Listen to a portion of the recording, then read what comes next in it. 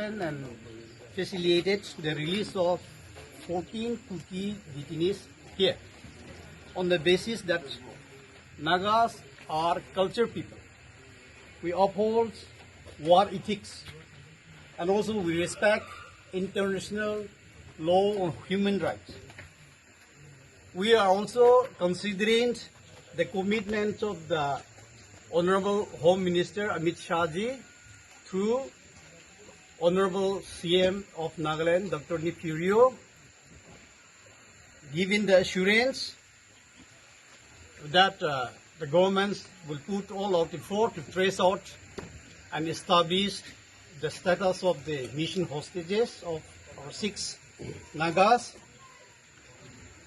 and also taking into considerations all the appeals from the world community, World Baptist Alliance, Asian Baptist Christian Fellowships, Council of Naga Baptist Churches in Northeast India, NBC, Joint Nagaland Christian Forums, tribal hosts from Nagaland and across Nagaland, organizations, and many others, including the appeals of our Honorable CM of Magalia, Comrade K. Shamma.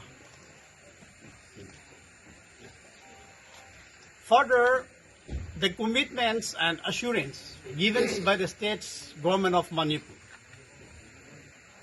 that they will put all effort and trace out the status of and establish the status of the mission hostages and produce within certain time-bound manner. With this, today, the United Naga Council, in consultations with all the stakeholders, facilitated the safe release of the 14 Kuki detainees here and handed over to the district administrations, police, and security forces before the public. Thank you.